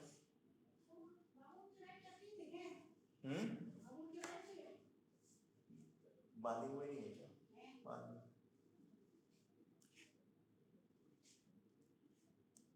सो हम 6 महीने में कितना प्रोडक्शंस कर रहे हैं हम लोग टोटल, ये जो था तुम्हारा 1 साल का था पूरा था, दिसंबर मतलब जनवरी to December calendar year follow करे, 1 साल का था, ठीक है, 1 साल का है ये जो प्रोडक्शन है, this is January to December calendar year follow कर रहे हैं, 1 साल का है, बट हमको करने बोला है 6 मंथ्स का, 30 जून एंडिंग, 6 महीने में कितना हुआ टोटल करने से 1,11,000, यहाँ पे हो रहा है 1,27,000, ओके। तो नाउ हमको करना क्या, cost of production for 6 months ending 30 June. X का कितना, वाई का कितना, इसका कितना प्रोडक्शन 1,11,000, इसका कितना 1,27,000, ये रहा तुम्हारा total. Okay, so now material, अब हमको चाहिए क्या, material cost, direct cost, overhead, बस यही तो है कॉस्ट ऑफ प्रोडक्शन। और कुछ है देखो क्वेश्चन में, ये तीन ही तो दिया हुआ है। तो मटेरियल क्या बोला था, एक यूनिट बनाने में मेरा 12 रुपये 50 पैसे का खर्चा है, तो तुम बनाया कितना 1,11,000, तो कितना होगा this into 1,11,000, this into this, right. इसमें बोला था 19 रुपये का खर्चा है, तो 19 इंटू दिस, तो टोटल आ गया तुम्हारा, right. Total variable cost, total खर्चा कैसे कैलकुलेट करते हैं, प्राइस इंटू, यहाँ पे एक यूनिट बनाने में इतना है तो इतना में कितना, जस्ट मल्टीप्लाई करना है एक्चुअल प्रोडक्शन के साथ, ठीक है। सेम डायरेक्ट वेजेस का देखो क्या बोला है, डायरेक्ट वेजेस का पर यूनिट में दिया है, तो एक यूनिट में 4.5 रुपये, तो 1,11,000 में कितना, एक यूनिट में 7 रुपये, तो 1,27,000 में कितना, तो ये डायरेक्ट वेजेस भी आ गया। ओके, नेक्स्ट बोला है क्या सर, वेरिएबल ओवरहेड कितना बोला है, टोटल बोले 6,60,000, बट 6,60,000 जो है एक साल के लिए, ठीक है, एक साल के लिए भी नहीं, हम एक काम करते हैं, इसको रेट पर यूनिट निकाल लो, इसको रेट पर डिवाइड करो, 6,60,000 डिवाइड बाई 2,20,000, बिकॉज क्या है ना, वेरिएबल जो कॉस्ट होता है ये पर यूनिट फिक्स रहता है, कितना डिवाइडेड बाय 2,20,000,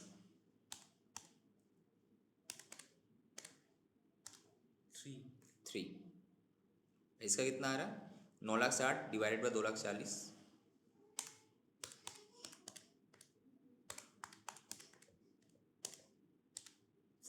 4। ये क्यों करना है, because the reason is that हमको पता है कि variable cost per unit fix रहता है, इनटू टोटल प्रोडक्शंस करने से तब आता है टोटल वेरिएबल कॉस्ट। तुम इसको अगर सिंपली तुम हाफ करोगे तो गलत हो जाएगा, ठीक है।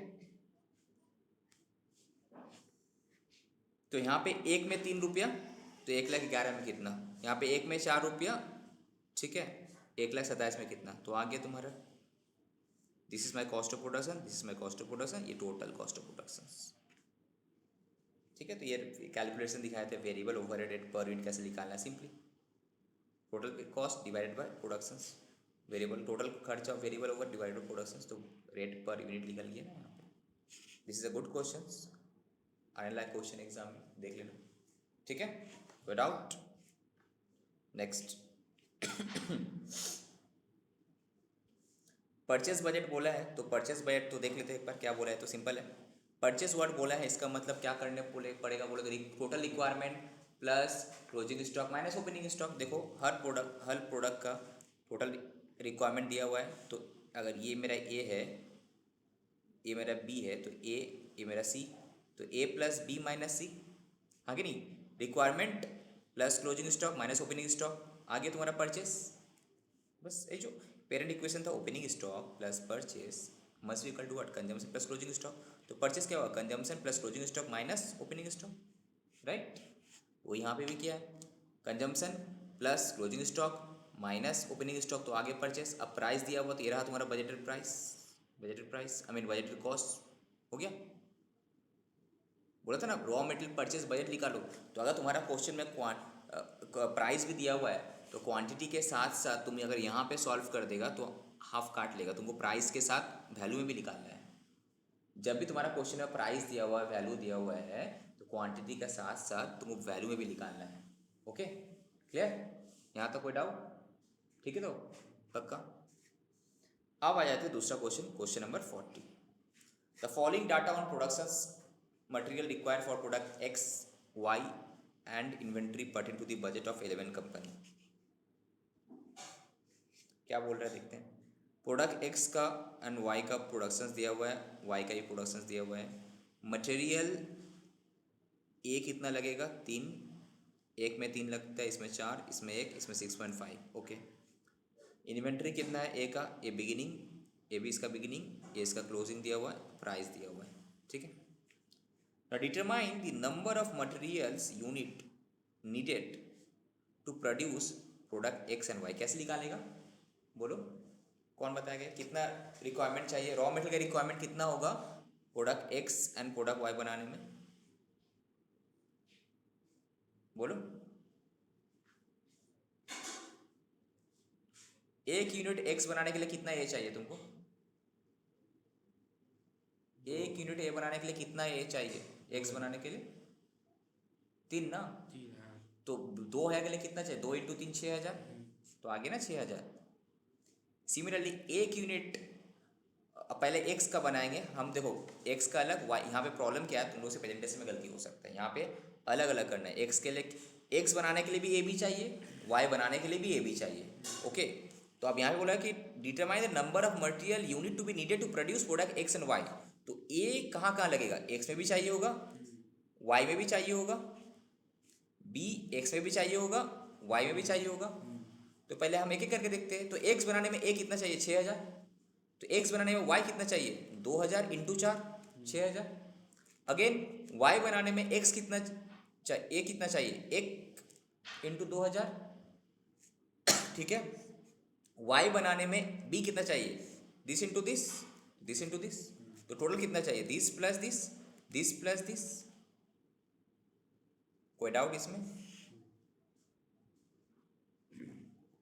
कोई डाउट?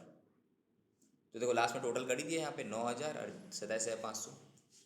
यहाँ गलती मत करना कि एक मटेरियल 2 प्रोडक्ट में यूज़ होता है ना, तो प्रोडक्ट वाइज पहले कैलकुलेट कर लो कि यहाँ पे प्रोडक्ट एक्स में कितना मटेरियल चाहिए, प्रोडक्ट बी में कितना मटेरियल चाहिए, प्रोडक्ट वाई में अगेन बी का रिक्वायरमेंट कितना है एक्स बनाने में, वाई बनाने में। तो करके लास्ट में टोटल कर लो, बस खत्म। ठीक है। नेक्स्ट क्या बोला है? Calculate the cost of material used, that is हम रॉ मटेरियल कंज्यूम निकालेंगे, उसके साथ प्राइस को मल्टीप्लाई कर देंगे तो हो जाएगा। तो हम क्या करेंगे? रॉ मटेरियल कंज्यूम निकालेंगे हम, राइट। तो रॉ मटेरियल कंज्यूम कैसे निकालते हैं हम लोग? कहाँ गया? ये तो था ही, तो यहाँ पे कहाँ गया? 9000, वही तो निकाले, रॉ मटेरियल कंज्यूम ही तो निकाले अभी हम लोग। क्या रिक्वायरमेंट इतना था इंटू दिस एक्चुअल प्रोडक्शन, तो ये रहा तुम्हारा। तो 9000 के साथ इंटू कर दो 2 रुपये, तो आगे तुम्हारा वैल्यू 27,500 के साथ इंटू कर दो 1.2, तो आगे तुम्हारा कॉस्ट ऑफ मटेरियल यूज्ड। यही है ना? ये क्या निकाले हम? मटेरियल कितना यूज़ करना है, वही तो निकाले थे हम। उसका साथ वैल्यू मल्टीप्लाई कर दो, प्राइस मल्टीप्लाई कर दो, तो तुम्हारा कॉस्ट ऑफ मटेरियल यूज्ड हो जाएगा। अब लास्ट में बोला है क्या कि number of material to be purchased, purchase के लिए क्या होगा? Raw material consume plus closing stock minus opening stock. तो वही रॉ मटेरियल कंज्यूम कितना रिक्वायरमेंट है मेरा, plus closing stock minus opening stock, ये रहा तुम्हारा परचेस। अब बोला है कॉस्ट ऑफ मटेरियल परचेस, तो सिंपली इसके साथ प्राइस को मल्टीप्लाई कर दो तो आगे तुम्हारा। ठीक है। ये जो है क्वेश्चंस, ये दीज आर मास्टर कंसेप्ट, ये सब जो है मास्टर माने बेसिक कंसेप्ट है। ये वाला एंड ये वाला अगर कर लेगा तो कंसेप्ट क्लियर हो जाएगा तुम्हारा। ओके, कोई डाउट है किसी को? चलो अब आ जाते हैं तुम्हारा, हम लोग फंक्शनल बजट में सेल्स बजट देख लिए, मटेरियल से रिलेटेड देख लिए। अब उसमें क्या था? तुम्हारा लेबर भी था, तो यहाँ पे लेबर से भी रिलेटेड कुछ क्वेश्चंस दिया है। नया मैट से क्वेश्चन करना, बहुत अच्छा अच्छा क्वेश्चन दिया है काफ़ी इंप्रूव किया न्यू मैट को। ठीक है। सो जो भी है, company has the following direct labour के requirement for the production of machine tool set. क्या है?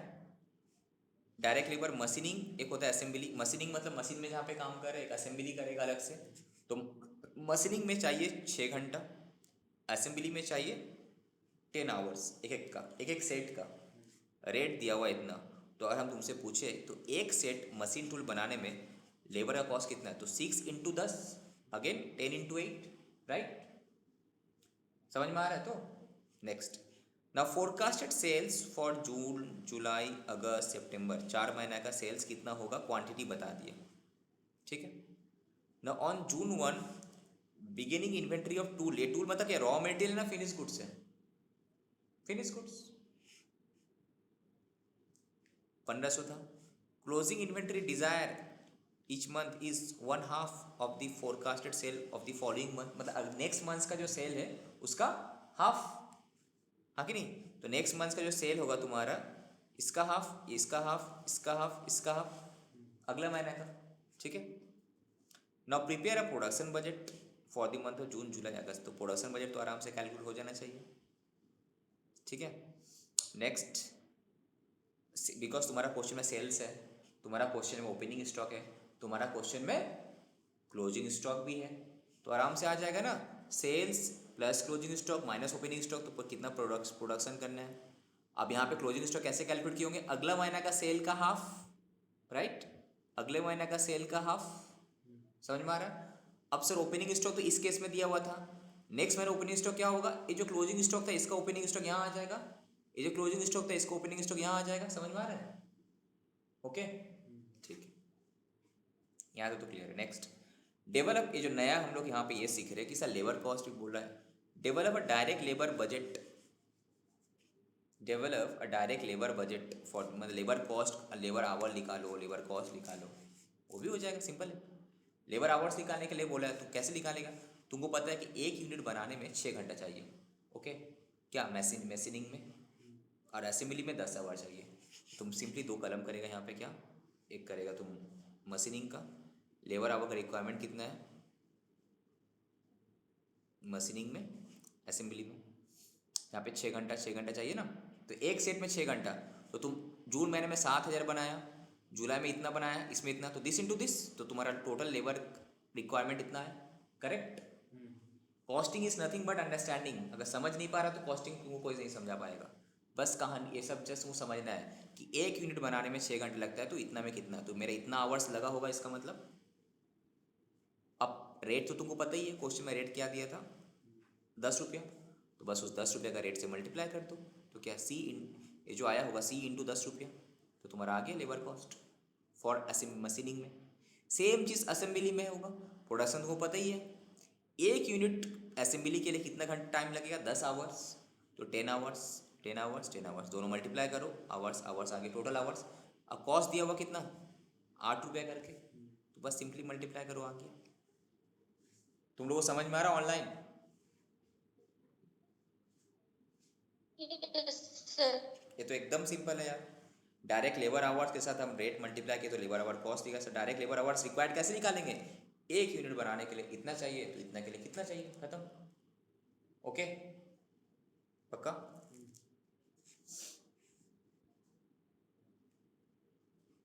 अब ये कौन सा है, तो सेल्स ओवरहेड बजट, ये दरकार नहीं उतना, नोट एक वजह से देख लेना, सेलिंग ओवरहेड बजट दिया है, लेस इंपॉर्टेंट है। सेलिंग ओवरहेड क्या होता है बोलो, तो करा देते जब सिलेबस में है, क्या है सेलिंग ओवरहेड बोलो व्हाट इज सेलिंग ओवरहेड। अरे जब हम लोग सेल्स करते हैं तो सेल्स करने के लिए सामने वाले को कुछ कमीशंस भी देने पड़ते हैं ना, ब्रोकरेज हो गया, कमीशंस हो गया, मार्केटिंग, एडवर्टाइजमेंट, तो ये सब क्या ओवरहेड ही तो है, जो कि ना प्रोडक्शन से रिलेटेड नहीं है।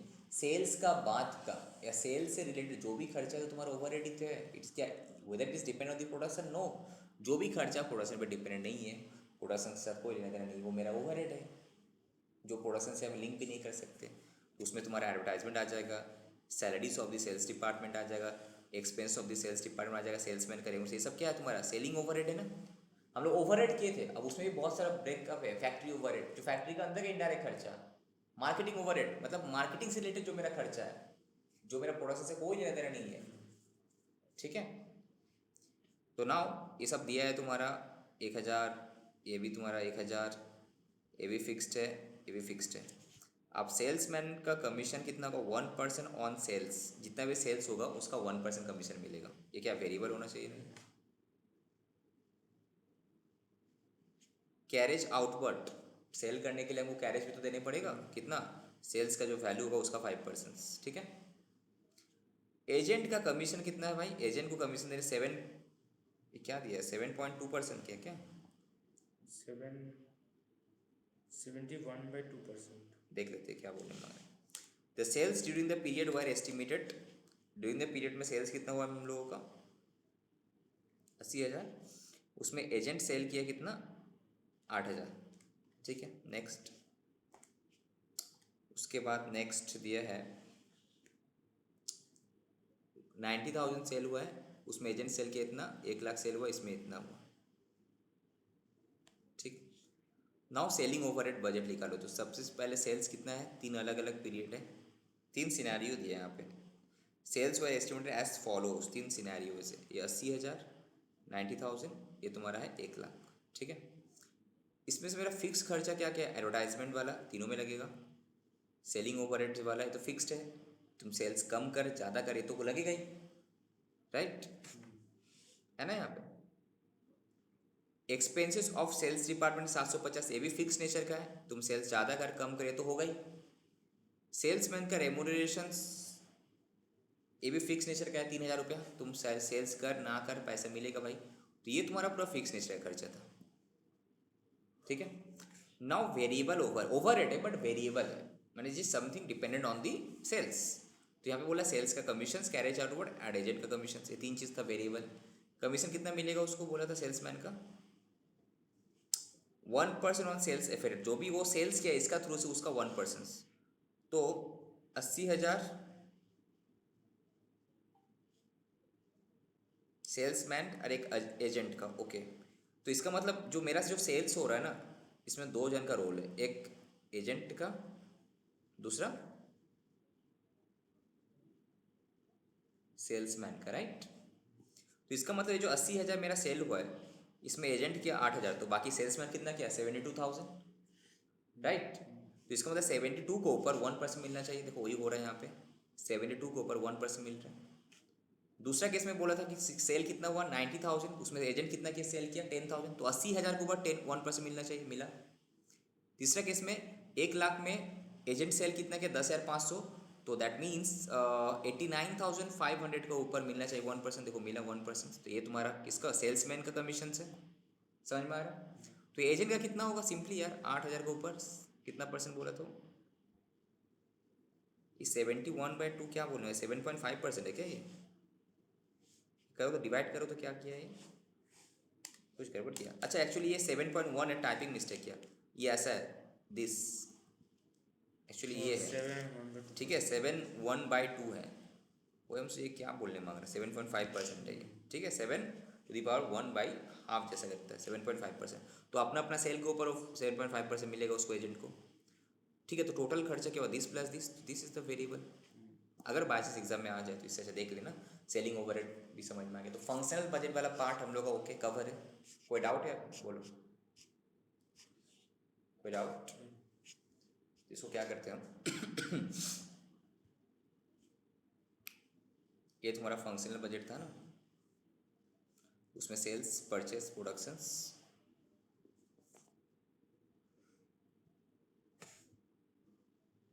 लेबर कॉस्ट तो हो गया, कैश बजट हम लोग लास्ट में कराएंगे, फ्लेक्सिबल बजट का बात कराएंगे,